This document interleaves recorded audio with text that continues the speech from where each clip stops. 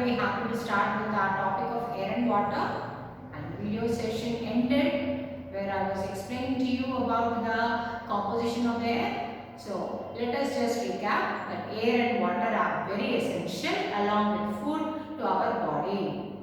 We cannot survive without air, water or food. So about food we already learned in the previous class. Now about air and water we are going to learn interesting facts in this lesson. Now to start with air, the other day we were telling that air is, we cannot see the air, we can only feel the air. So when we are telling that we cannot see the air, when according to our lower classes what we have learned, now I can say that cannot see means not visible. So air is invisible. What is this? Air is invisible. Invisible means it cannot be seen. So, but how can you know? But where is air? It is everywhere, we said. So it is invisible, but it is found everywhere. So this is what we have learned about air. And we also, then how can we feel the air? How can we know that the presence of air? We can know the presence of the air as we can feel it. So this. Then afterwards, in what state is the air? We spoke about air is in the gaseous state and it is a mixture of many gases. And I was telling you that what are those many gases present in the air? So to talk about what gases are present, how many gases are present, in what quantities are they present in the air, that is what we are going to talk in the composition of air. Composition means the contents present in anything is called composition. Now we are talking about what gases are present in the air, so that we are learning about composition of the air. So the other day I started my session with composition of the air. So today let us learn. Now coming to composition of the air, we already told that air is in the gaseous state and air itself is a mixture of many gases. So what gases are present in the air, let us learn. If we take air as a complete circle, out of 100%, the most abundant gas or the gas which is available in plenty in the air is, the first place goes to nitrogen. So nitrogen is majorly present in the air, and how much percentage of the air is nitrogen? 78% of the air is nitrogen. So if at all you are taking this as a circle, you are more than 3/4 of the circle is 78%, which is nitrogen. And nitrogen is quite an important gas, children. It is present in the life forms. It is present in the bodies of plants and animals, and it is a very important gas. And it does not help in burning. And the presence of nitrogen is very important in the air. Now the next place in the air next to nitrogen, which gas is present? The next important gas which is present in the air is oxygen. And how much percentage? It is 21% of the air is occupied by oxygen. And you all know that oxygen, how important it is. Oxygen is used for the breathing of all the living organisms. So it is taking the second place. 21% of the air is occupied by oxygen. Next, how much? So 21% is occupied by oxygen. And now rest, 78 plus 21, it is coming to 99. So only 1% is left. And this 1% is all other gases. And now what are all these other gases? They are carbon dioxide,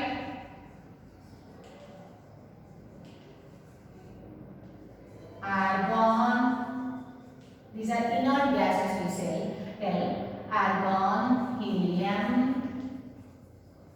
neon, this way, etc. CO, carbon monoxide and all, etc. So all these gases are present.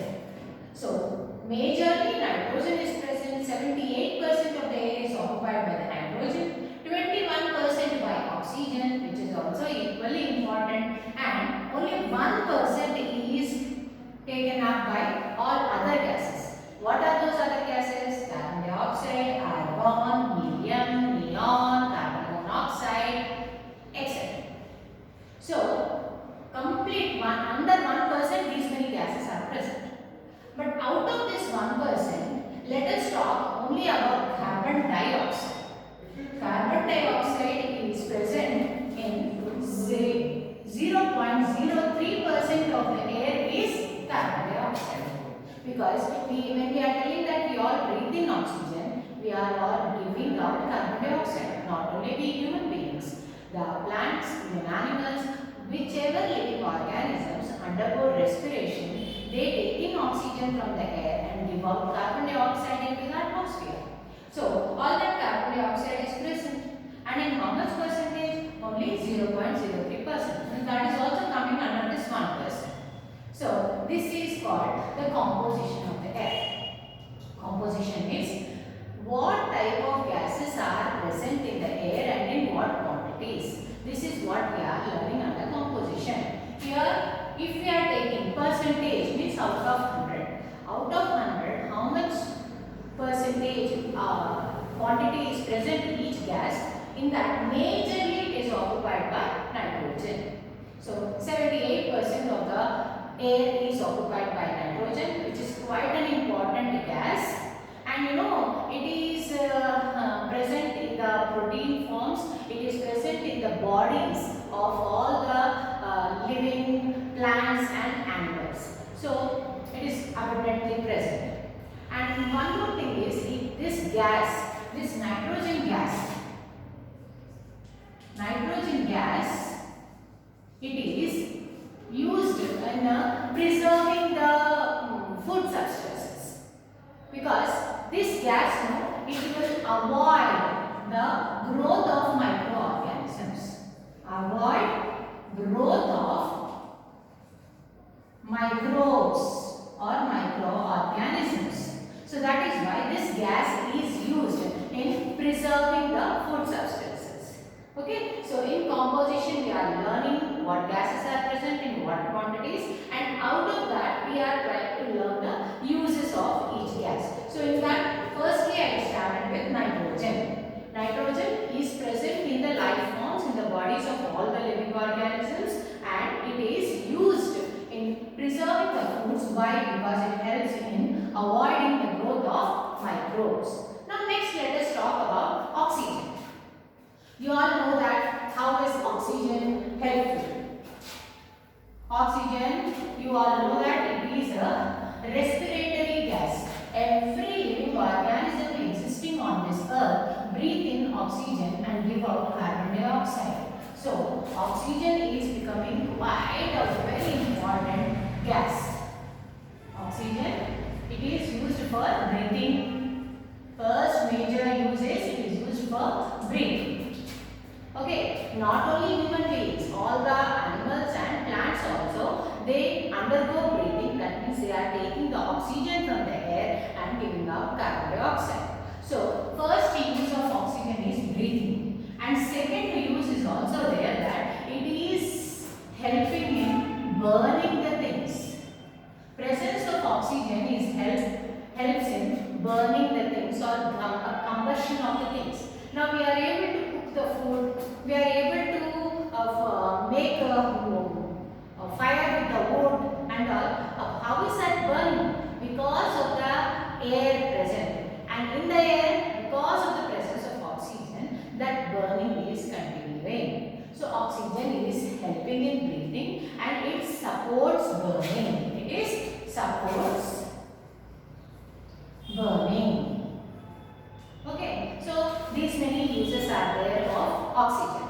Now let's talk about carbon dioxide. Next gas we were talking about carbon dioxide. So this carbon dioxide,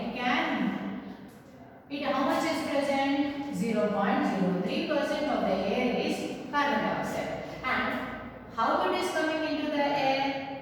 All the organisms breathe in oxygen and give out carbon dioxide. So the carbon dioxide is coming into the air by the process of breathing.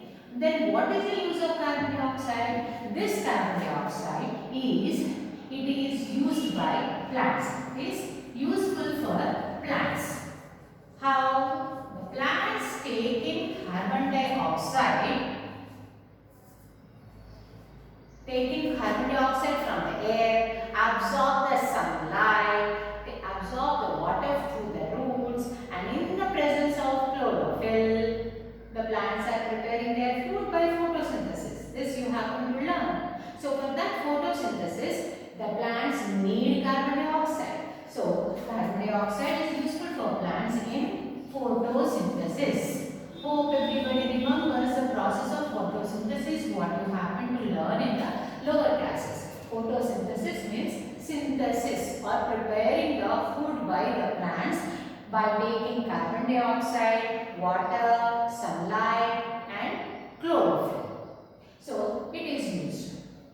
Now other gases, when we were telling that argon, helium and neon and all, these what gases present in the air, they do have certain use, especially in the glow signs.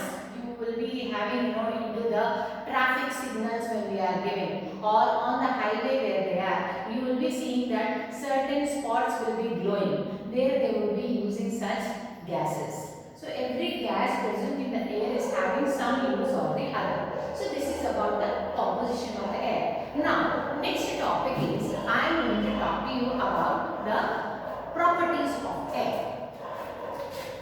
So hope it is clear. Everybody is understanding about the composition of the air and what gases are present in the air and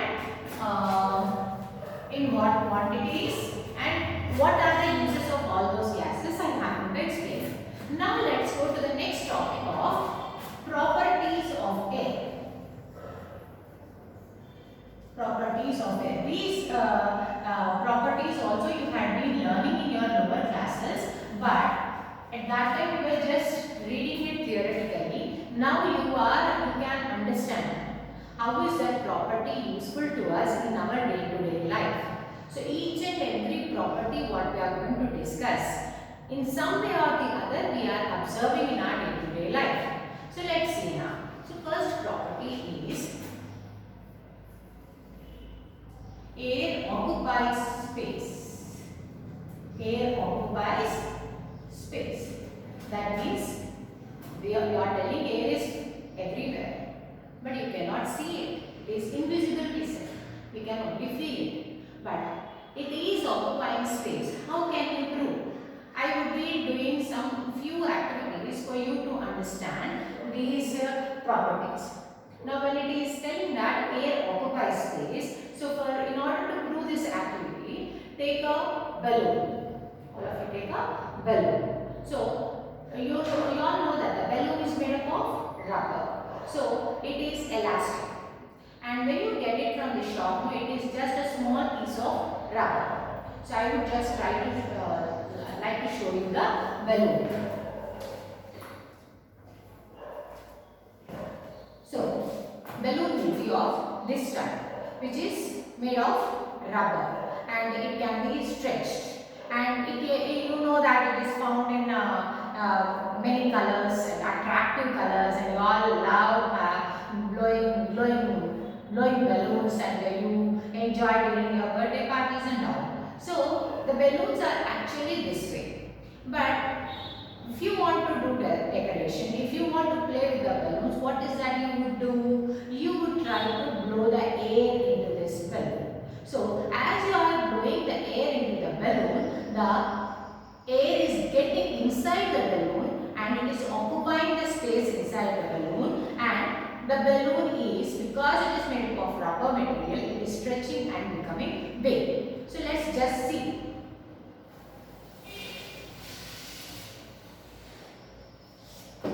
This way it is becoming big. How? What is that it made this rubber piece become big this way? Because I had blown the air into the balloon. It got inside and it occupied the space inside the balloon. So the balloon became bigger in size. So I would show you, already I had blown a balloon to show you. So that I will be showing you.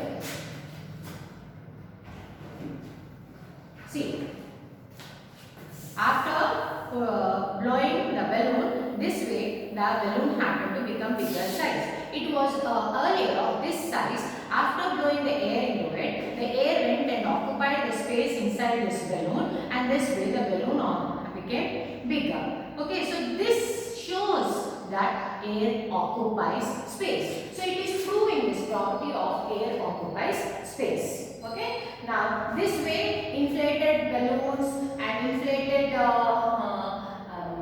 basketballs, footballs and all. So based on this principle itself, they are trying to fill the balls and balloons with the air, because it goes and occupies the space and it makes them inflated. Even your cycle tires and all the tires and tubes of vehicles.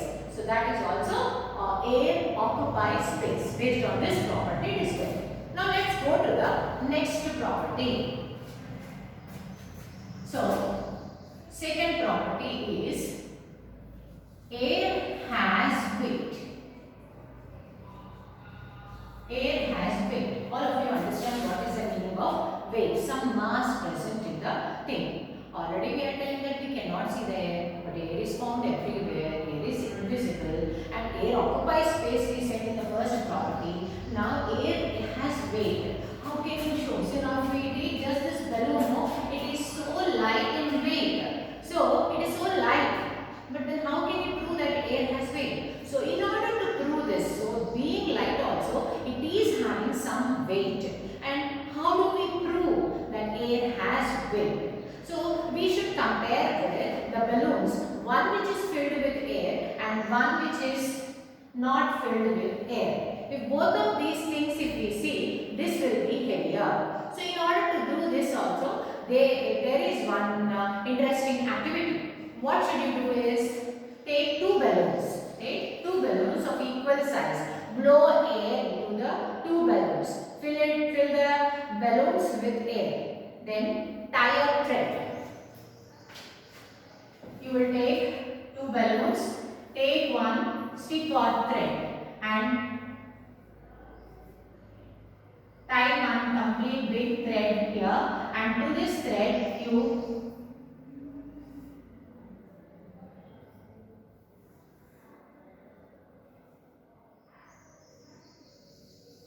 this way you are tying. You are making this setup by taking two balloons and filling them with air, tying with the thread, and these threads should be fastened to the scale or a stick. And that scale, again in the middle of these two balloons, you are tying one more thread. So I will show you this activity also so that you can understand it.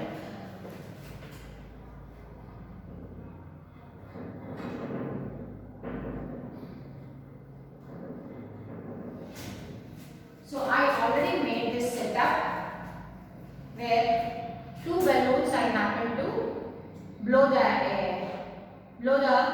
balloons and tie them to the stick or the scale. It is both the balloons are hanging to this thread.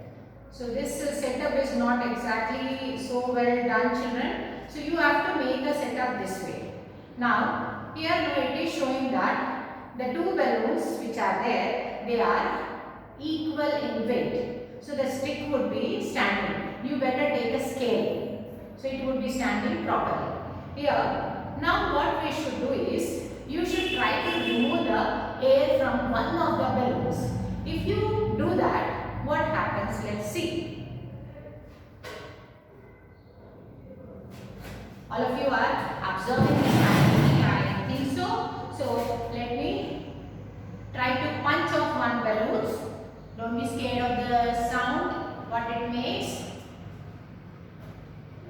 So once it is done, what happens?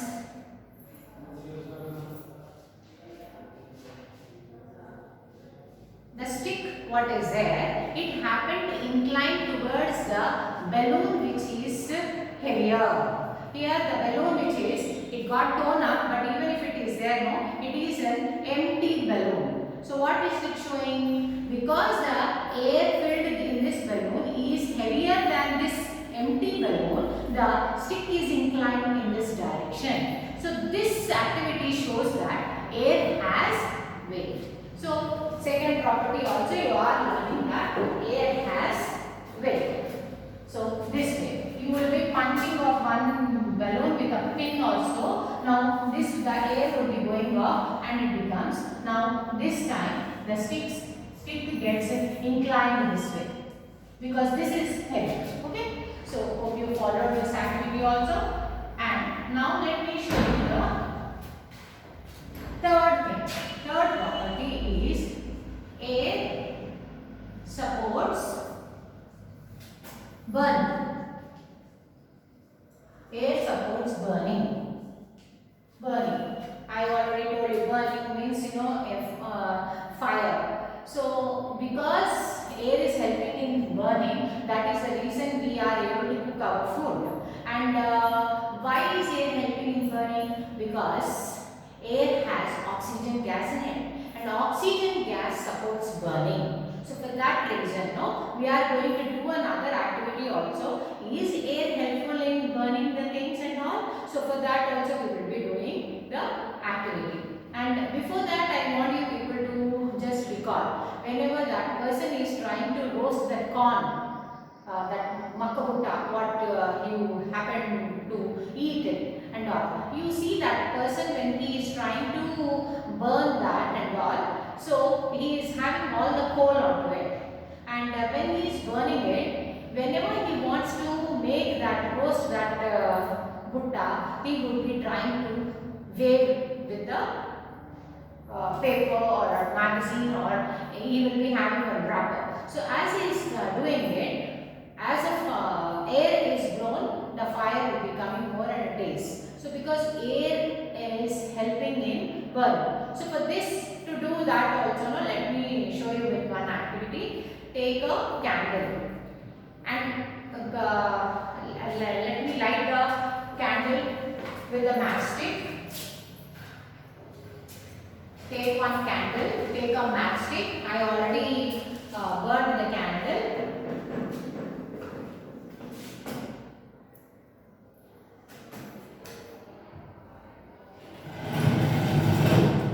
So I already started burning the candle. The candle is continuing to burn right now because air is abundantly present. So it is continuing to burn.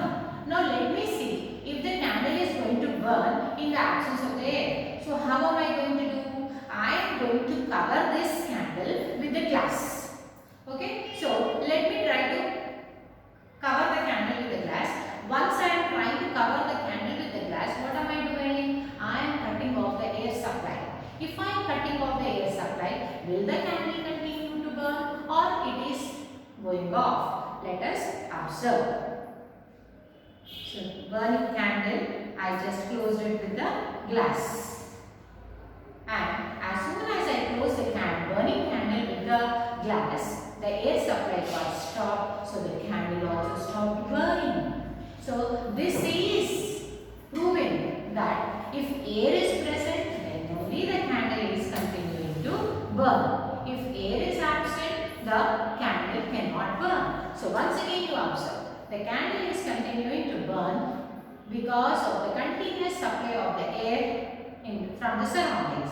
As soon as I am going to close this candle with the glass, the candle is going off. Why? Because no air, no burning. In the air, which gas is helping in burning of the candle or burning of the things? It is oxygen. So air supports burning. This is a third property. Now fourth property. Fourth property is another interesting property, which is air exerts pressure. Air exerts pressure. Here now what is happening? Whenever I say that anything is empty, I already told you, if anything is empty, that means nothing is there, but it is still having something. And what is that something? Air. So So even if any container is empty, that means it is still having air into it. So in order to fill anything like this, to understand this property of air exerts pressure, since it is present everywhere, it is present in all the empty containers also, it will not allow any liquid or any substance to come into it. So we have to remove that air only, then we can pour some liquid into it. So to understand that this property of air exerts pressure, let's take up one or two examples. You all know that doctor's syringe. Okay, syringe, Discovan syringe. When they are doing the blood test and all, when they are trying to take the blood out of our veins, and if they are giving us the injection, they use a syringe that is called a syringe. So let me show you with that syringe.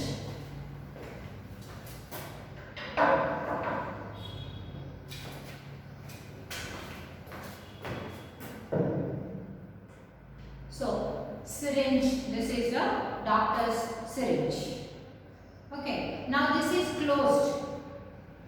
This is closed, and here if nothing is there, the air is there, and this air is exerting the pressure. So when this air is there inside this tube, it cannot allow any medicine to enter into it. So what should we do? First we should try to remove the air from that syringe. So what should we do? In order to remove the air, we have to press this nozzle. Then after pressing, the air is just gone out. At that time, where if you want to take the medicine from the small bottle, or if you want to take the water, I am just trying to show you with the water. If that time you cannot do this way. If you do it, already the air has entered. Then even if you keep it in the water, the water would not come, even the liquid would not become. So because air is exerting the pressure and it is not allowing anything to enter. So what should we do? First we should remove the total